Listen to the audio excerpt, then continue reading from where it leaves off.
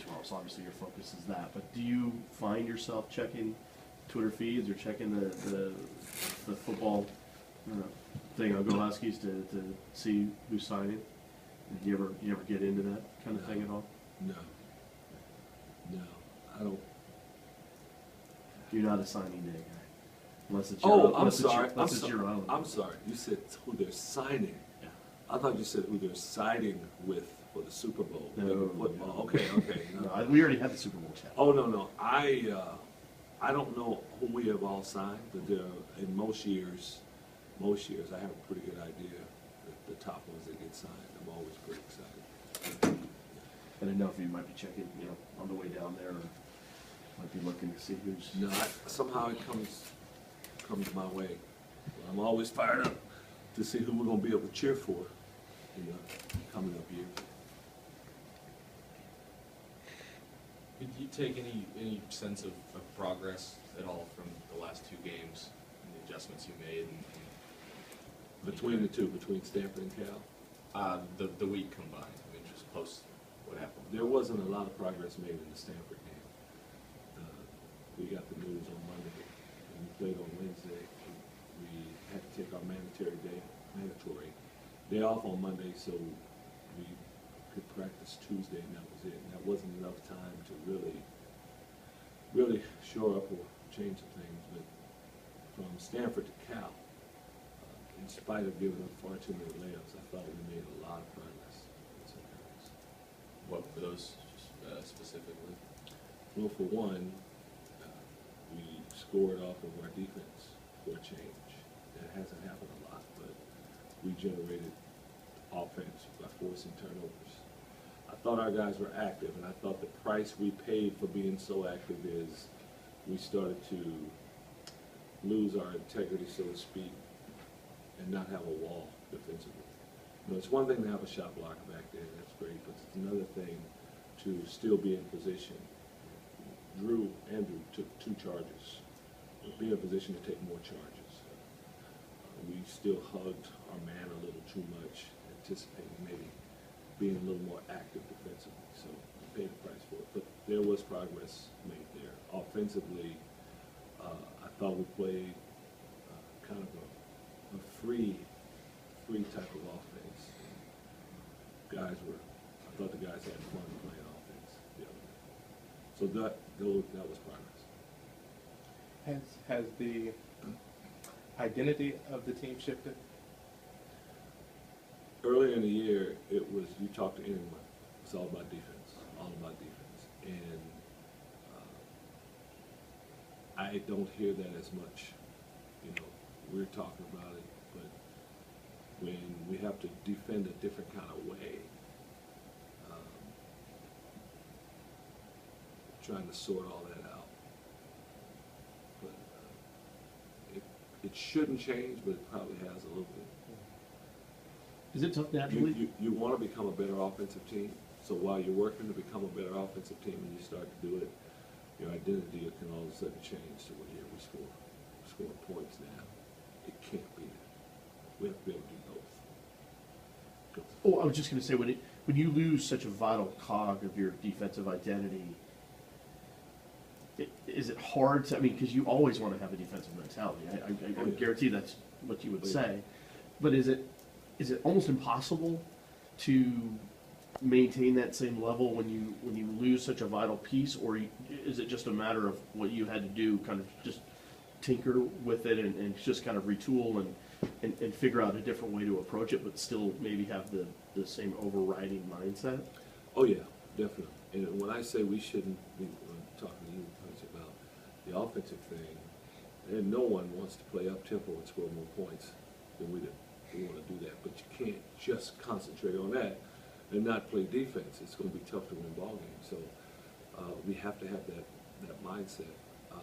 Going back to what you were saying, I used to keep kind of in my head and check what was our defensive field goal percentage with Robert on the floor and with Robert off the floor.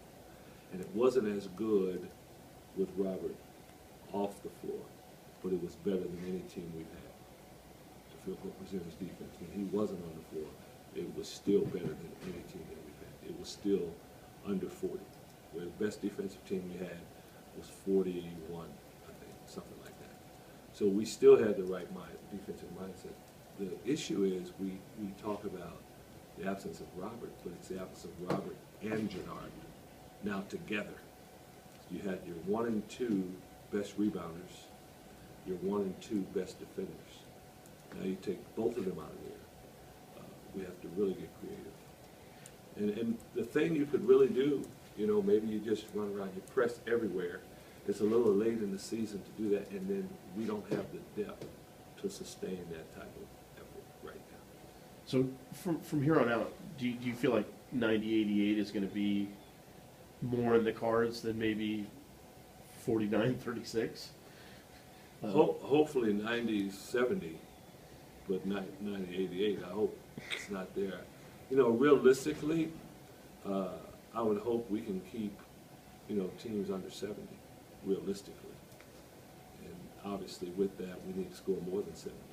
But how much pressure does it put on a defense or on a team in general when you've had stretches when you hold teams to 36 points, but yet you've also had games where you've had teams score 90? Oh, yeah. I mean, it seems so schizophrenic. It's you know, people may want to chalk it up to a loss of players or injuries or things like that, but just how much of a toll does that take on a team? You're talking about this team that we're scoring more points now as before?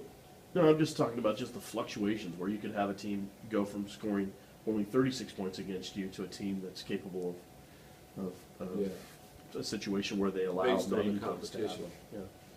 Well, we haven't had that in a while. Teams, unfortunately for us, we haven't been playing as good defense, so no one's getting 36, 46, 50. Teams are scoring more right now, and that's fine. I always say, you look at the margin of victory and the field goal percentage defense. Sometimes teams would like to boast, well, they're holding teams to 50 points a game. Well, there are very, very few possessions because of how a team may play offense. So just because a team holds somebody to 50 points a game, now that's good, but you know, what is that team averaging offensively? Is it 56 to 50? You know, that's why the field goal percentage defense is more important than points per possession. Those tell the story. And if a team comes out and scores 70 points a game on us, and we're scoring 85, we're beating teams pretty good. But what's your field goal percentage defense? How many possessions are in a game? It's a whole lot of possessions. More points could possibly be scored. Do you have a chance to go over that last game and just watch what Nigel did and just because afterwards I don't think we even sort of asked you about this game, which was like I had a chance to look at it. It was really, I mean, that was probably one of the best performances this year, or if not in some years, I would think. He had a very exciting 32 against Oregon State last year here. And I'd have to go back and look at the box scores to see what else happened. But and he had 30 earlier in the game this year, I believe. But when you look at the fact that he still had 5 assists, not 1 turnover, 6 rebounds. He was 11 of 17 from the field, 3 for 6 from the 3-point line, and 6 for 6 from the line. And I thought he attempted to play good defense, and he never came out of the game. That's expending a lot of energy to get to accomplish what he did. It was, and hit for about 20 seconds when it was the game winner. So he had a phenomenal game. It's a shame, you know, for us that we lost the game in general, but it's a shame that that wasn't recognized type game that he had, because it was at a high level. I don't know if they have many players in our league that would have that complete of a game. There's guys that have scored more, but that complete of a game was pretty good, pretty impressive. Does he, and before that game you said that, well, guys don't have to have Superman efforts, but does he have to have a Superman effort for like you guys to win games? If no one else is doing anything, you know. That particular game, yeah, he played well. I thought Andrew stepped up and scored and did some things. sometimes every now and then when it's just not going well for anyone else, someone may have to be Superman for you. I've seen that happen. But you don't want it to come down to that. You want it for everyone, just be normal. You don't have to be special. Just be normal. Do what you do. Don't play below what you're capable of. And when you have a number of guys playing below, that's makes it tougher, and that's what creates somebody to have to be Superman. It seems like until Sunday, he had been below in terms of the three-point percentage for, Mhm. because last year he was very solid. Right. Do you feel like he needed a game like that to just, get that confidence back? Because it seems like maybe it's just simply a confidence thing with him. You hit one, and the next one there was zero hesitation. You hit the next one. So right away, you're talking about one game, that one shot that went in the beginning was a nice rhythm shot, and he went from there. So this, if you remember, this is about when he started last year, shooting 42% from the three. So around this time. So that's why I'm wondering, like, if tomorrow, comes and maybe he takes that first three and doesn't make it, do you feel like Sunday's game gives him the confidence to think, you know what, hey, I had a good shooting game last game, I can think do so. this, or I think because so. sometimes it's been this year where he takes that first shot and almost immediately you can tell the reaction, like, okay, maybe it's not on tonight. No, I think the fact that he worked so hard, spent so much extra time shooting, he's earned his confidence. Obviously, you go through several games, go through a period where you don't see that ball go in, you don't have that success. Yeah, your confidence could waver for a little bit, but not for long with him. He works too hard. You earn confidence by how hard you work, and he works hard. He asked you this last week, and you said the team needed to see you guys play a couple times first. After playing 2 games without Rob, do you still feel like the goals that you guys wanted to accomplish and get into the tournament and all that, do you still feel like with what you have, there's a way to get that done? Yes, we just have to right now immediately keep guys in front of us. We don't have much margin for error once a guy gets by us and gets in the paint.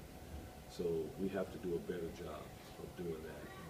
And if we can do that and continue to start to shoot these higher percentages, yeah, we definitely can reach our goals.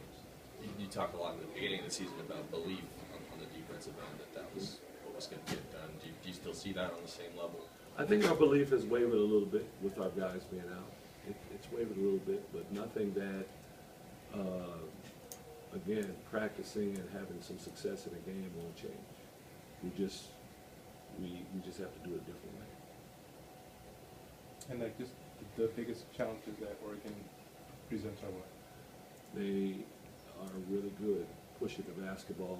They have multiple scorers, and they play better at home. And they have a guy that I say can just go get you a bucket, Joseph Young. Those guys are pretty good. Is there anything different about them than when they came here? I don't know. They're not playing a whole lot different, I don't think. But we played them here, and it was a road game for them. They're always better at home. What is it about that environment at the Met compared to Matt Court? I mean, have you noticed the difference? I mean, obviously everything's shiny and new and state of the art, but compared to the way it was with Mac, I mean, can you sense a difference, or is it just a night and day difference? The Matthew Knight Arena, when you drive up and see it, you're impressed. When you get off the bus and you go inside and begin to look around, you're impressed. You've been able to see the surrounding parts, training room, practice. You're impressed with all that. They did a fantastic job with it. The student section is at a different place than it was in the pit. When you get to the pit, it didn't look as much as an arena as, I don't even know how to describe it, but it didn't just jump out at you. You go in, and it just seemed like the fans were more accessible to the players, to visit teams. Okay. You almost, like you're going through a line of their fans, and then underneath, while you're warming up in the locker room, you hear, and I think they knew you could hear them because they would stomp. You hear them like right above, you could hear them stomping up there, you know, like getting ready for the kill, you know. And when you went out on the floor, you know, it was older, there's no doubt about it. It was not nearly as glamorous as Matthew Knight Arena. But when you went out there, everyone was right here. I mean, right next to you. The officials would even allow you to stand in front of the line out of bounds. You wouldn't have to stand behind the line to take the ball out. That's how close everybody was. And the officials were good with it, because if you take the ball out behind the line, you're going to be in the stands. You know? So all of that, you add all that together, it was just really, really intimate.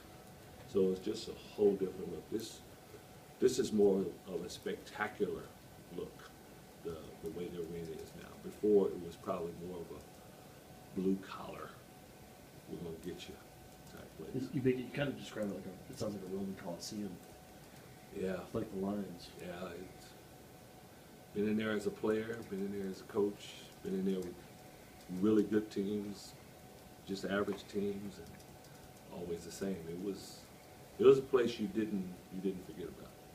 Yeah, we don't have to go in there anymore. I miss it, to tell you the truth, because the only bad part about it was, I think if you were the play-by-play crew, color person, you had to sit way at the top. You weren't as close. It wasn't as nice, but it was something to go in there and play in the pit. Not that it's not hard now, because we haven't won there yet, but it was definitely intimidating. The pit could be. Few more guys. Once we're good. Sorry.